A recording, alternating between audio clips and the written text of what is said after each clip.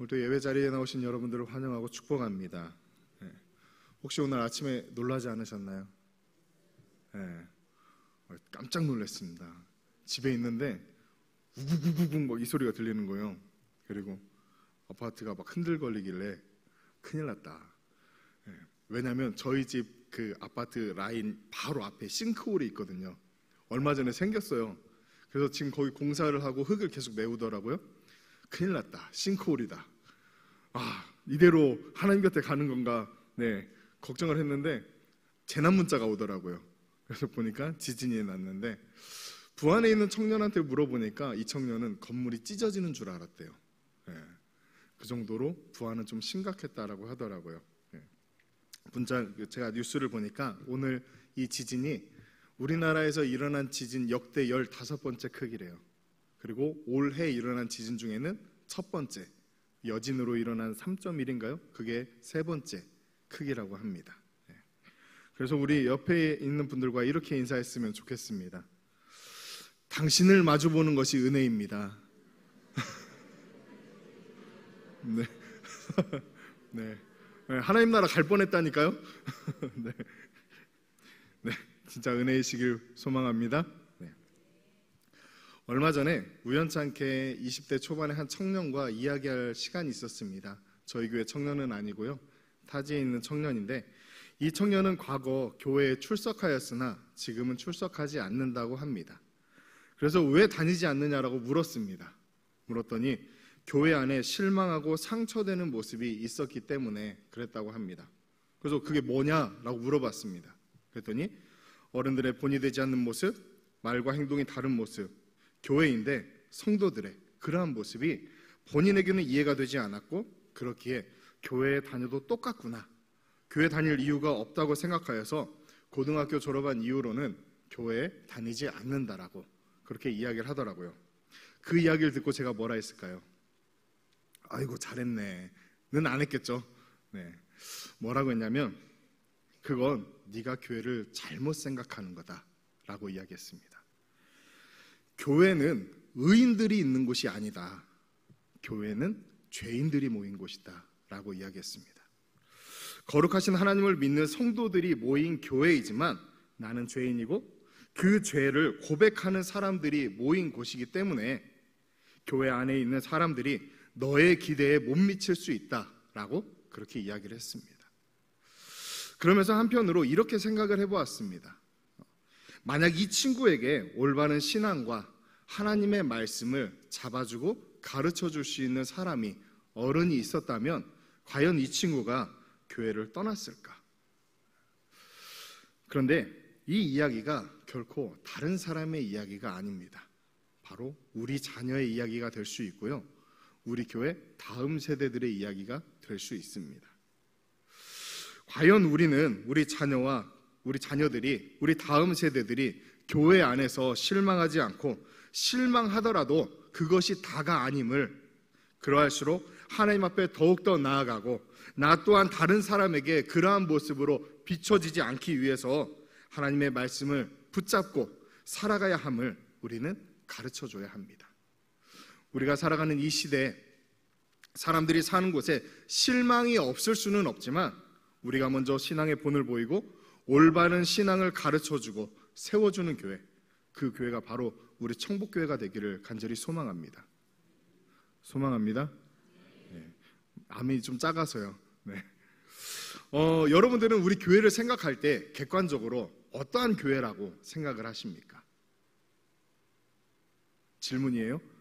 어떤 교회라고 생각을 하십니까? 앞서 이야기한 신앙의 전수는 잠깐 접어두고 여러분들이 함께 모인 우리 청복교회, 과연 좋은 교회라고 생각하십니까? 아멘을 안 하신 분은 좀 생각을 해봐야 된다는 거죠. 좋은 교회로 생각하든지 혹은 그렇지 않든지 왜 그렇게 생각하시는지 한번 되돌아보시길 바랍니다. 예수를 믿는 소위 크리스찬이라고 하는 사람이라면 좋은 교회, 좋은 목사님, 좋은 동역자를 원하는 것은 누구나 당연한 이야기인 것 같습니다. 좋은 교회에서 좋은 목사님의 말씀을 듣고 좋은 동역자와 함께 신앙생활 하고 싶은 것이 우리의 원하는 바입니다. 그런데 이것을 역지사지로 좀 바꿔서 생각을 해보면 좋은 교회를 원하는데 과연 나는 좋은 성도인가? 좋은 목사님을 원하는데 과연 나는 좋은 성도인가? 좋은 동역자를 원하는 나는 과연 다른 사람에게도 좋은 동역자인가? 여러분들은 어떠신 것 같나요? 답이 없으십니다. 저도 좋은 교회를 원합니다. 좋은 성도님들과 만나기를 원하고요. 그런데 저는 좋은 목사는 아닌 것 같습니다. 왜냐하면 성질이 더럽거든요. 그 성질 죽여가면서 하나님의 부르신 뜻 앞에 나름입니다. 다른 사람이 뭐라고 하든지 간에 나름이에요. 나름 죽여가면서 열심히 부르신 뜻 앞에 달려가려고 노력은 합니다. 어쨌든 그렇게 몸부림치는 중입니다. 그런데 오늘 본문 말씀에 등장하는 두 명의 인물, 이 모세와 여호수아, 이 두 명에게는 좋은 교회의 모습이 있지 않나 생각합니다. 오늘 본문에 등장하는 이 모세는 어떠한 사람입니까? 이스라엘 역사상 가장 위대한 지도자, 선지자가 아닙니까? 어찌나 그 모세의 영향력이 대단한지 신약 성경을 보면 예수님을 대적하는 자들 혹은 복음을 전하는 자들을 괴롭혔던 그러한 사람들, 그들이 주장하는 내용 중에 모세가 한 말을 근거로 하여서 말하는 경우가 상당합니다. 예를 들어서 이혼에 관하여 모세는 이혼 증서를 써주며 그 아내와 이혼해도 된다라고 하였다는 것입니다. 그러나 예수님은 그것이 너희의 완악함 때문이지 본래는 그렇지 않다라고 예수님께서 말씀해 주셨습니다. 이처럼 모세는 율법이라고 하는 토라, 즉 모세 오경을 기록한 당사자입니다. 그 누구도 하나님을 볼 수 없었지만 하나님의 뒷모습을 본 유일한 사람이 아니겠습니까? 9절에 그 모세가 회막에 들어가는데 구름기둥이 회막문에 섰다라고 말씀합니다. 구름기둥이 회막문에 섰다라는 것은 하나님께서 임재하셨다라는 것을 의미합니다. 그 하나님께서 모세가 회막에 들어가자 모세와 대화를 하십니다. 10절을 보니까 백성들은 그 모습을 바라보면서 다 일어나서 자신의 장막 앞에서 그 회막을 바라보며 경배합니다. 즉 이스라엘 백성들이 하나님의 임재에 대한 경건한 반응을 보이고 있는 것입니다. 그리고 모세는 하나님과 직접 대면하여 이야기하는데 그 모습을 누가 보느냐? 바로 여호수아가 보고 있습니다. 그리고 여호수아는 모세가 회막을 떠난 후에도 그 자리를 지켰다라고 말씀하고 있습니다. 여호수아는 왜 모세가 회막을 떠났음에도 그 자리를 지키고 있었을까요? 그 사실을 알기 위해서 우리가 몇 가지 점검하고 넘어가야 할 것이 있는데요. 오늘 본문 바로 앞에 어떠한 사건이 등장하느냐? 바로 금송아지 사건입니다. 금송아지 사건으로 아론은 제사장으로서 근신 중이었기에 여호수아가 그 자리를 대신하여 그 회막을 지켰는가? 아닙니다. 제사장이 성막을 지키는 것은 맞지만 지금은 성막이 없습니다. 오늘 말씀에 모세와 여호수아가 있는 곳은 회막입니다. 그리고 이 회막은 성막과는 다릅니다. 물론 나중에 가서 성막을 회막이라고 이야기하기도 합니다. 그런데 지금은 서로 다른 의미를 가지고 있습니다. 왜냐하면 성막은 모세가 시내산에 올라갔을 때 하나님께서 그 성막을 어떻게 이렇게 만들어야 하는지를 알려주셨고, 모세가 시내산에서 내려온 지금은 그 금송아지 사건을 수습하기에 바빴습니다. 그리고 나서 바로 오늘 말씀이 이어지기 때문입니다. 그 금송아지 사건을 마무리하고 회막이 등장하는데 7절에 이렇게 기록하고 있습니다. 우리 7절 말씀을 같이 함께 읽어보도록 하겠습니다. 모세가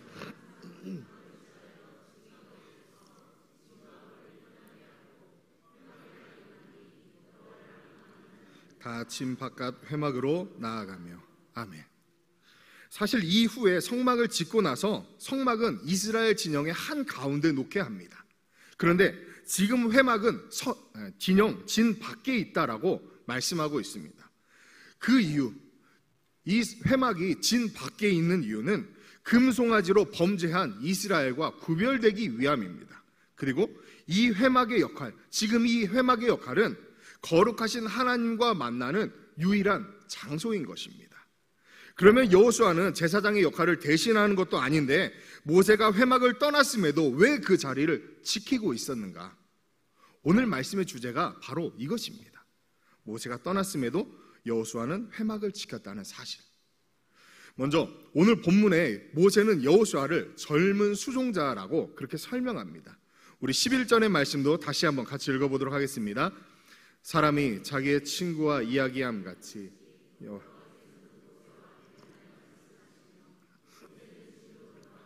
눈의 아들 젊은 수종자 여호수아는 회막을 떠나지 아니하니라. 아멘. 이 수종자는 히브리어로 섬기다, 모시다, 봉사하다, 수종들다 이런 뜻을 가지고 있다고 합니다. 그리고 이러한 단어가 사용된 사람은 주로 성전에서 봉사하는 사람을 가리킬 때 사용되었다고 합니다. 그런데 여호수아는 성전에서 봉사하는 자가 아니었기에 모세의 수종을 드는 자, 즉 모세의 부관이나 보좌관 정도로 이해하는 것이 맞습니다. 또한 모세는 여호수아를 젊다라고 하는데 이전에 우리가 보던 개역 성경을 보면은 젊은이 아니라 청년이다라고 그렇게 말씀하고 있습니다. 그리고 모세는 이미 장인 이드로의 말대로 이스라엘 안에 우두머리들을 세워둔 상태입니다. 그런데 그 우두머리들을 내버려 두고 여호수아가 모세의 수종을 들고 있는 것입니다. 이렇게 생각은 할 수 있습니다. 혹 여호수아가 그 우두머리 중에 한 사람은 아니었는지. 왜냐하면 가나안 정탐을 보낼 때 각 지파의 지휘관들을 뽑았고 에브라임 지파에서는 이 여호수아가 나왔기 때문입니다. 또한 우리는 보통 이 여호수아의 등장을 언제로 생각하느냐 하면은 가나안을 정탐할 때 그때로 생각하고 있는데 가나안 정탐은 두 번째 유월절, 즉 출애굽하고 나서 1년이 지난 후에 이루어집니다. 그런데 지금 이 시내산 아래에 있는 이 시점은 언제냐면은 출애굽하고 약 4달에서 5달 정도가 지난 시점입니다. 왜냐하면 출애굽하고 3달 만에 시내산에 왔고 모세가 40일 동안 시내산에 올라갔다 왔으니까 4달에서 5달 정도가 지난 그 시점입니다. 이러한 사실로 비추어 보아서 여호수아는 가나안을 정탐하기 이전부터 모세와 함께 모세의 수종자로서 모세를 따랐다는 것을 알 수가 있습니다. 그런데 여호수아가 그러면 성경에서 가장 처음 등장한 때는 언제인가? 출애굽기 17장을 보면 아말렉 전투에서입니다. 쓴물을 단물로 변하게 한 그 마라를 지나서 마사인가요? 네, 마사를 지나서 신 광야에서 만나와 메추라기를 먹게 됩니다. 그리고 르비딤에 이르렀을 때 마실 물이 없자 모세가 반석에서 물을 냅니다. 이곳에서 아마도 아말렉 사람들은 이스라엘 진영에 물이 있다라는 소식을 듣고 쳐들어온 것 같습니다. 그래서 아말렉과 전쟁이 일어났고 모세는 여호수아를 불러 너는 나가서 싸워라. 나는 산 위에 올라가서 지팡이를 들고 기도하겠다 하여 아론과 훌이 모세의 양쪽 손을 붙잡습니다. 그 아말렉 전쟁 이후 이스라엘이 시내산에 도착하였는데 어쨌든 오늘 이 여호수아는 왜 모세가 떠난 회막을 지키고 있었는가? 부연 설명이 너무 많았네요. 왜 여호수아는 이 회막을 지키고 있었는가? 여러 가지 이유가 있겠지만 제가 오늘 여러분에게 말씀드리고자 하는 것은 이거 한 가지뿐입니다. 뭐냐 하면 여호수아는 모세를 통하여서 전능하신 하나님을 보았다는 것. 우리 화면을 보면서 같이 한번 읽어보도록 하겠습니다. 여호수아는 모세를 통하여 전능하신 하나님을 보았습니다. 여호수아는 한 지파의 지휘관으로 이스라엘이 애굽에 있을 때부터 모세를 통하여 하나님께서 구원하실 것이라는 이야기를 들었을 것입니다.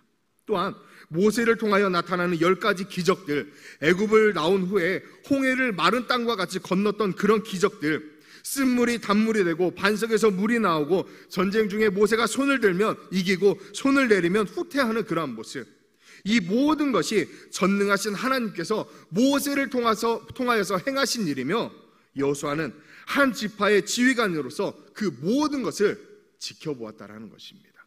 그렇기에 지금 모세가 하나님과 대면한 이후에 모세는 자신의 장막으로 돌아갔지만 여호수아는 모세를 통하여서 역사하시는 하나님, 그 하나님과 대면하였던 그 회막을 떠나지 못하고 그곳을 지키고 있었던 것입니다. 왜냐하면 여호수아는 회막을 지키는 그 모습을 통해서 그 안에 얼마나 하나님을 갈망하는 모습이 있었는지 알 수 있으며 전능하신 하나님을 향한 사모하는 마음을 가지고 그 자리를 지키고 있었다는 것을 우리가 짐작해 볼 수가 있습니다.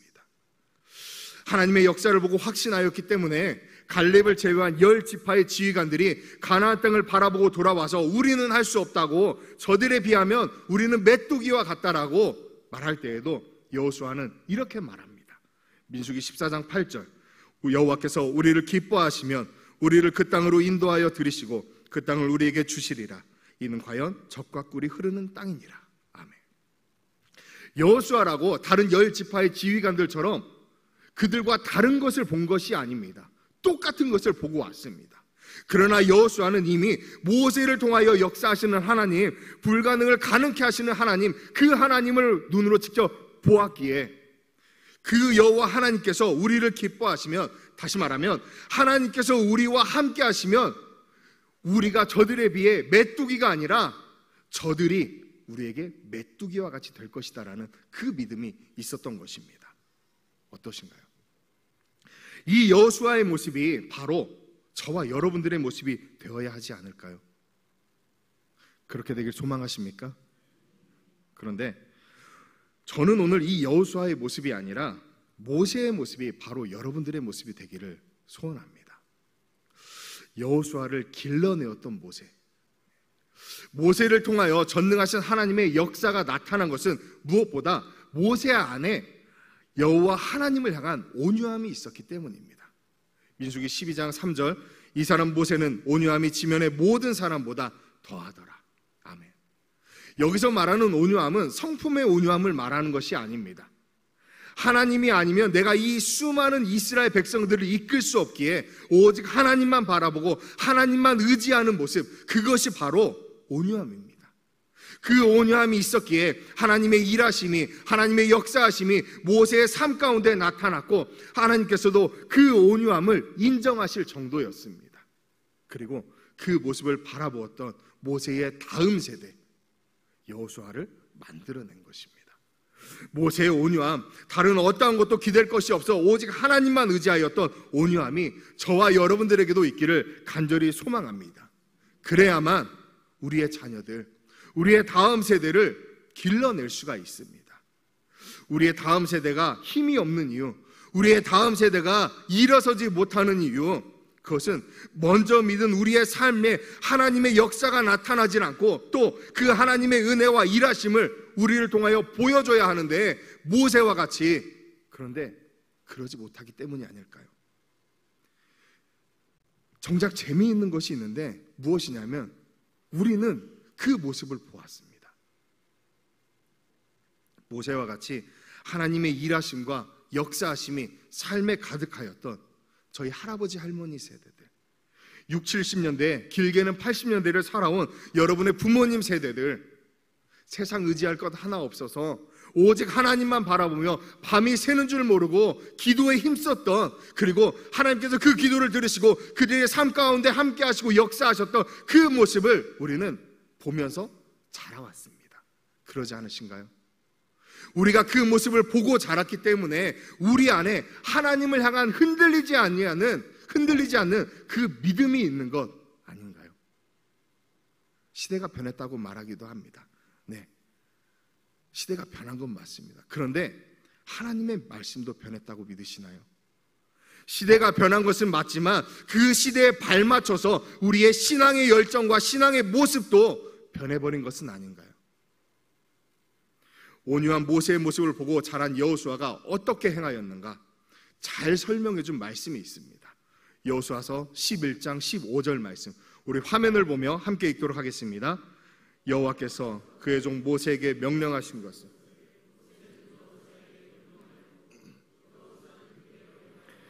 여호와께서 모세에게 명령한 모든 것을 하나도 행하지 아니한 것이 없었더라.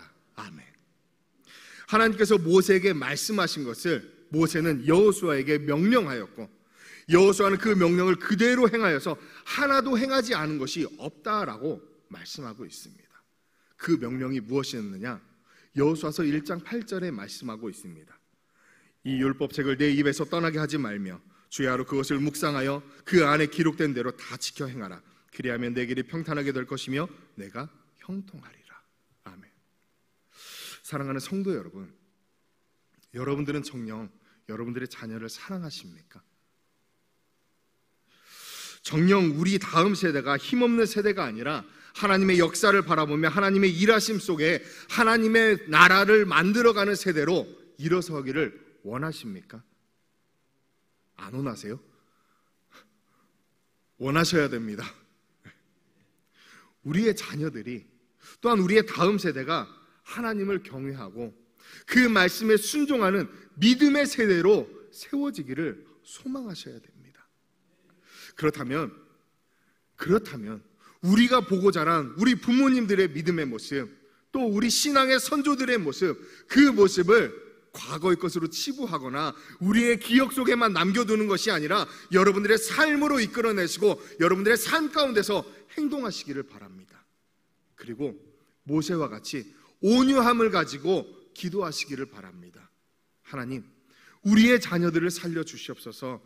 육신의 죽음이 진정한 죽음이 아니라 영혼의 죽음이 진정한 죽음임을 알지만 우리 자녀들의, 우리 다음 세대의 영혼보다 육신의 일에 우리가 너무나도 앞서 행하였음을 회개하시길 바랍니다. 그래야만 여호수아가 회막을 떠나지 않고 하나님을 갈망하며 사모하는 심령으로 그 회막을 지켰던 것과 같이 하나님을 만나는 그 자리를 떠나지 않았던 것 같이 우리의 자녀들이, 우리의 다음 세대가 여호수아와 같이 그 믿음으로 주의 몸된 교회를 지키며 믿음을 지키며 설 수 있습니다. 하나님과 만나는 그곳을 떠나지 않고 사모하는 심령을 가지고 그들이 주 앞에 서게 될 것입니다.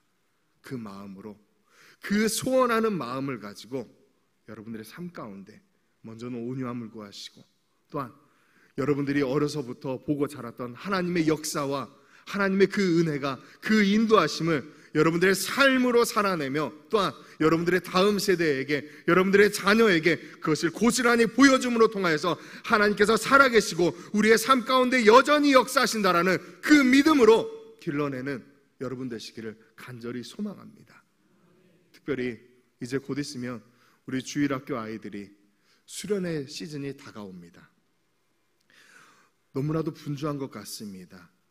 여름 성경학교는 노회에서 이렇게 준비는 하였는데 너무 급하게 하다 보니까 너무 분주한 것 같고, 여름 사역들이 뭉쳐 있다 보니까 저희 교역자들도 많이 분주하고 그런 것 같습니다.